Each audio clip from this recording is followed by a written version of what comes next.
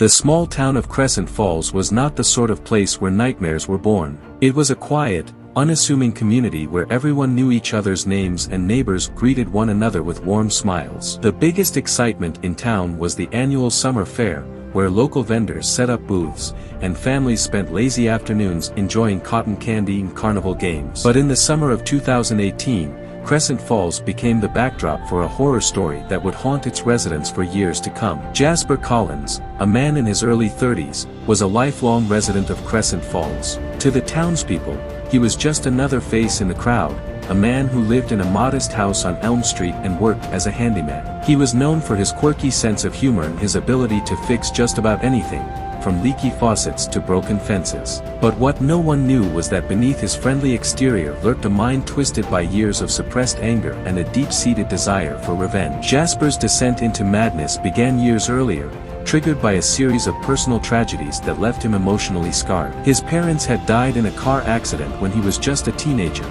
leaving him to fend for himself. The loss had a profound impact on him, leading him to develop a fascination with death and the macabre. As he grew older, this fascination morphed into an obsession with clowns, creatures that he saw as both comical and terrifying, a perfect embodiment of his inner turmoil. Jasper's transformation into the Deadpool Killer started innocuously enough. He began collecting clown memorabilia, decorating his home with garish costumes and unsettling masks. But his interest soon took a darker turn. He started experimenting with makeup, painting his face in grotesque patterns, and spending hours perfecting his clown persona in front of the mirror. The image staring back at him was not one of a jolly entertainer, but of something far more sinister. By the time Jasper was ready to make his debut as the Deadpool Killer, he had meticulously planned every detail. He chose his victims carefully, targeting those who had wronged him or who he believed deserved to die.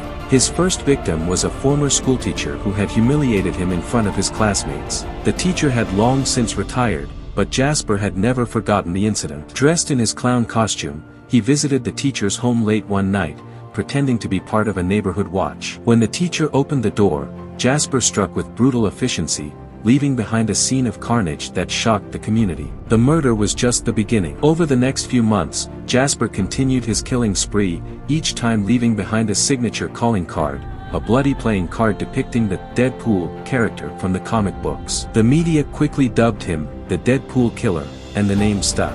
As the body count grew, so did the public's fear. The once peaceful town of Crescent Falls was now gripped by terror, its residents locking their doors and peering suspiciously at every stranger who crossed their path. But Jasper was not content with simply killing. He wanted to be remembered, to be feared long after he was gone. To that end, he began taunting the police, leaving behind cryptic messages at each crime scene. These notes, written in smeared lipstick, were filled with riddles and references to clown folklore. The authorities were baffled, struggling to piece together the clues while the killer remained one step ahead. Jasper reveled in the chaos he was causing, feeding off the media frenzy that surrounded his killings. He would sit in his darkened living room, watching news reports that speculated about his identity and motives. The sight of his handiwork being dissected by experts and pundits filled him with a perverse sense of pride. He had become a legend in his own time, a figure of horror that would be spoken of in hushed tones for years to come. As the summer of 2018 wore on, the pressure on the Crescent Falls Police Department to catch the Deadpool Killer intensified. The town's mayor, facing mounting criticism from the public and the media, demanded results. A task force was assembled, bringing in experts from across the state to assist in the investigation. Among them was Detective Sarah Lawson, a seasoned investigator with a reputation for solving cold cases. Lawson was determined to bring the killer to justice, but she knew it would not be easy. The task force pored over the evidence, analyzing every detail of the crime scenes and interviewing anyone who might have information about the killer. But Jasper had been careful, leaving behind no fingerprints or DNA evidence that could link him to the murders. The only clue was the playing card he left at each scene, but even that proved to be a dead end. The cards were mass-produced, and there was no way to trace them back to Jasper. As the investigation dragged on with no breakthroughs, the townspeople grew increasingly frustrated. Conspiracy theories began to circulate, with some suggesting that the police were covering up the killer's identity to protect someone in power.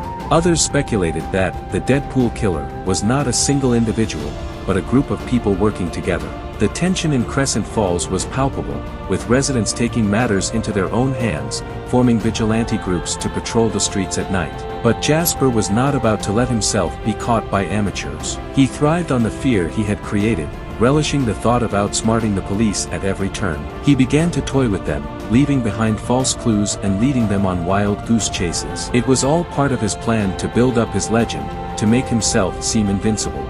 Despite the setbacks, Detective Lawson refused to give up. She spent countless hours studying the case, trying to get inside the mind of the killer. Her persistence paid off when she uncovered a piece of information that had been overlooked, a connection between the victims. All of them had ties to a local amusement park that had closed down years earlier. It was a tenuous link, but it was the first real lead the task force had. Lawson's investigation led her to the old amusement park, now abandoned and overgrown with weeds. It was a haunting place, with faded posters of clowns and rusted rides that creaked in the wind. As she walked through the deserted grounds, Lawson felt a chill run down her spine. This was the place where the Deadpool Killer had been born. Digging deeper, Lawson discovered that Jasper Collins had once worked at the park as a teenager. He had been a shy, awkward boy who struggled to fit in with the other employees. The amusement park had been his refuge, a place where he could escape from the pain of his parents' death. But it was also where he had been humiliated by the park's manager, a man who had mocked him in front of the other workers. The experience had left Jasper bitter and resentful, feelings that had festered over the years and eventually turned into a desire for revenge. Armed with this new information, Lawson presented her findings to the task force. They agreed to focus their investigation on Jasper Collins, but there was still no concrete evidence linking him to the murders. They needed more, and Lawson knew that the only way to get it was to confront Jasper directly. Detective Lawson decided to take a calculated risk. She visited Jasper at his home, under the pretext of interviewing him as part of a routine investigation. Jasper was polite and cooperative, answering her questions with a calm demeanor that belied the darkness within him. But Lawson was not fooled. She could sense the tension in the air, the way Jasper's eyes darted nervously whenever she pressed him on certain topics.